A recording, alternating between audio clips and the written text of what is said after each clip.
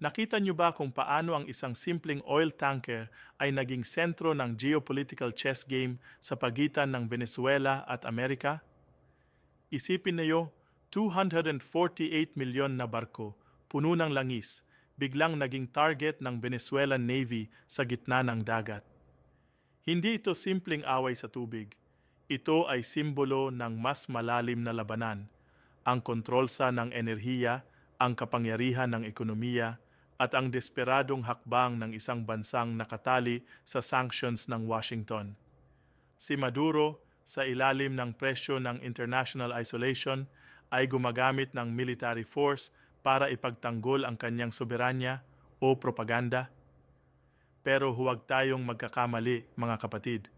Ang nangyari pagkatapos ay hindi lang simpleng diplomatic protest, ito ay chain reaction na nakaapekto sa oil prices, sa geopolitical alliances, at sa balance ng power sa Latin America.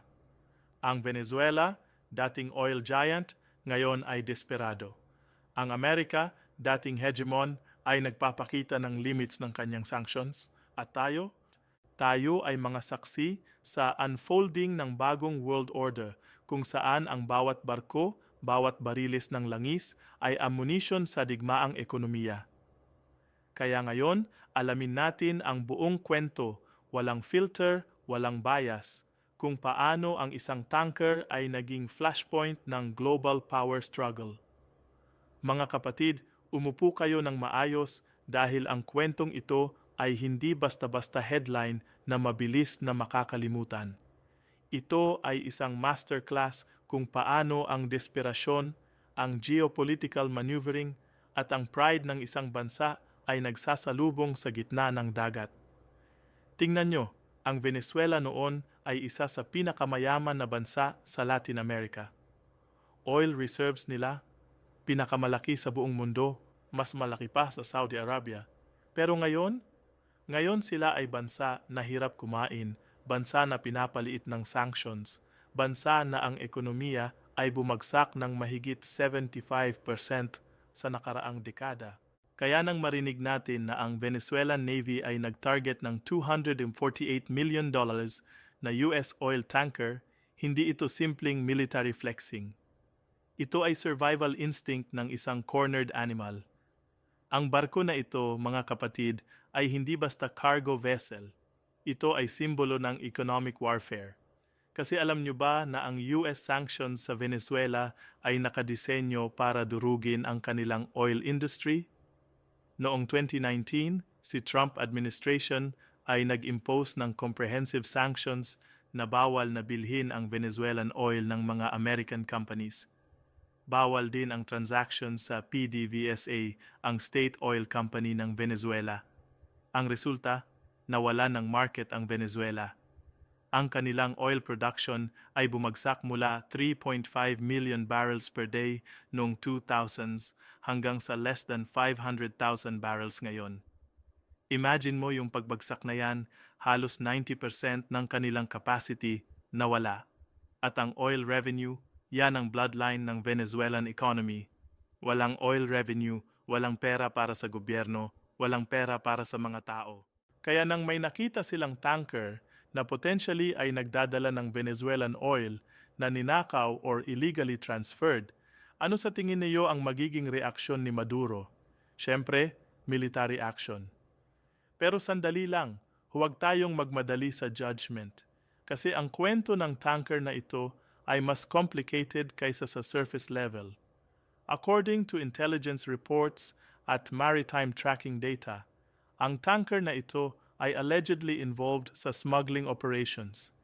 Ibig sabihin, may mga entities, possibly middlemen, shell companies, or even rogue elements na kumukuha ng Venezuelan oil illegally tapos ibinebenta sa black market para i-bypass ang US sanctions. Si Maduro, sa kanyang perspective, ay nag-protect lang ng national assets. Pero sa perspective ng international community, lalo na ng Amerika, ito ay violation ng maritime law, ito ay aggression, ito ay provocation. Ang Venezuelan Navy, mga kapatid, ay hindi na tulad ng dating powerful force. Marami sa kanilang barko ay luma, kulang sa maintenance, kulang sa modernization. Pero kahit ganon, ginagamit pa rin nila ang available resources para magpakita ng strength. Ang operation na ito ay carefully calculated. Hindi nila basta-basta binaril ang tanker. Ginawa nila ay classic interdiction. Pinara nila yung barko, boarding operations, inspection, tapos detention. Ang message ay clear. Ito ay aming tubig, ito ay aming resources, at hindi kayo pwedeng basta-basta kumuha without consequences. Pero syempre, ang Amerika ay hindi tatahimik dito. Ang US response, mga kapatid, ay multi-layered. Una, diplomatic condemnation. Ang State Department ay nag-issue ng statement na condemning Venezuelan aggression, calling it a violation of international maritime law. Pangalawa, economic pressure. Nag-threaten sila ng additional sanctions not just sa Venezuela, pero pati na rin sa countries or companies na tumutulong sa kanila mag-evade ng existing sanctions. Pangatlo, at ito ang mas delikado, military posturing. Ang US Southern Command ay nag-increase ng naval presence sa Caribbean. Pinadala nila ang destroyers, surveillance aircraft at iba pang assets para magpakita na they mean business. Ito ay classic deterrence strategy. Ipakita mo ang lakas mo para hindi ka salakayin, pero at the same time, ready ka kung sakaling may escalation. Pero mga kapatid, ang tunay na battlefield dito ay hindi sa dagat. Ang tunay na battlefield ay sa oil market mismo. Kasi tingnan niyo, every time na may geopolitical tension involving oil-producing countries, ang oil prices ay tumataas. Noong nangyari ang incident na ito, ang Brent crude ay tumaas ng almost 3% in a single day. Bakit? Kasi ang market ay natatakot sa supply disruption. Kahit maliit lang ang Venezuela sa global oil supply ngayon compared sa dati, ang psychological impact ay malaki. Ang traders ay nag-price in ng risk premium, ibig sabihin, tumataas ang presyo not because kulang ang supply, but because takot sila na baka kulangin in the future. At sino ang affected? Tayong lahat. Kasi ang oil prices ay directly connected sa transportation costs, manufacturing costs, at ultimately sa presyo ng bilihin. Ang Venezuela, sa ilalim ni Maduro, ay naging expert sa brinkmanship. Alam nila kung paano mag-leverage ng limited resources para makakuha ng attention, para makakuha ng negotiating power. Kasi in reality, ano ba ang gusto nila? Gusto nilang ma-lift ang sanctions. Gusto nilang makabalik sa international oil market. Gusto nilang makakuha ng investment para i-rebuild ang kanilang destroyed oil infrastructure. Pero ang Amerika ay may preconditions. Kailangan mag-transition to democracy si Maduro. Kailangan magkaroon ng free elections. Kailangan respetuhin ang human rights. Ito ay deadlock, mga kapatid. Walang gumagalaw. At sa deadlock na ito, ang ordinary people, ang mga Venezuelan citizens na walang pagkain, walang gamot, walang basic services, sila ang most affected. Pero may twist pa rito, mga kapatid. Ang Venezuela ay hindi nag-iisa sa laban na ito. Meron silang powerful allies, Russia at China. Ang dalawang bansang ito ay invested billions of dollars sa Venezuelan oil industry through loans, through joint ventures, through technical assistance. Bakit? Kasi strategic interest nila yan. Ang Russia ay gusto ng foothold sa Western Hemisphere para i-counter ang American influence. Ang China naman ay need ng oil para sa kanilang massive economy at gusto nila ng diversified sources outside ng Middle East na potentially ay pwedeng ma-disrupt ng US Navy sa Strait of Hormuz or sa South China Sea. Kaya ang Venezuela, kahit struggling, ay importante pa rin sa global chessboard. Ang nangyari pagkatapos ng tanker incident ay series of backdoor negotiations. Walang major news coverage dito kasi sensitive, pero based sa intelligence leaks at diplomatic sources, may talks between Washington at Caracas through intermediaries, possibly Norway, possibly Qatar, possibly Mexico. Ang topic, partial sanctions relief in exchange for specific concessions. Pero alam nyo ang problema sa ganyang negotiations? Trust. Walang trust ang dalawang sides. Ang Amerika ay natatakot na pag nag-ease sila ng sanctions, gagamitin lang ni Maduro ang breathing room para mag-consolidate ng power, para bilhin ang loyalty ng military, para pilitin ang opposition.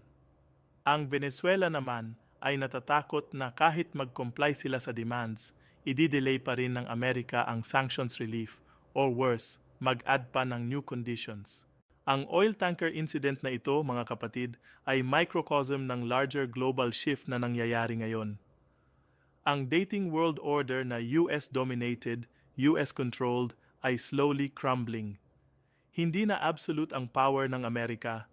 May rising powers na China, Russia, even regional players like Iran, like Turkey, like India, na hindi na sumusunod sa Washington playbook. Ang Venezuela ay parte ng trend na ito. Sila ay openly defiant. Sila ay openly challenging American hegemony. At kahit struggling sila economically, symbolic victory pa rin yan sa kanila na they can stand up, they can fight back kahit papaano. Pero realistic tayo, mga kapatid. Ang Venezuela ay hindi mananalo sa direct confrontation with America. Imposible yan. Ang US military capability ay overwhelming. Ang US economic power ay unmatched. Pero ang point ni Maduro ay hindi manalo sa direct fight. Ang point niya ay survival. Ang point niya ay mag-last long enough until the geopolitical environment changes in his favor. Until mag-shift ang American priorities. Until mag-focus ang Amerika sa China or sa Russia or sa domestic problems. Until magsawa ang international community sa sanctions regime na obviously ay hindi effective kasi 20 plus years na pero nandyan pa rin si Maduro. Ang tanker incident ay nagsend din ng message sa ibang oil-producing countries, lalo na doon sa Middle East, doon sa Africa.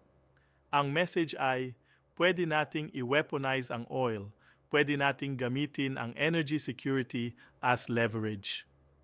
At ito ay dangerous precedent, mga kapatid, kasi ang global economy ay dependent sa stable energy supply.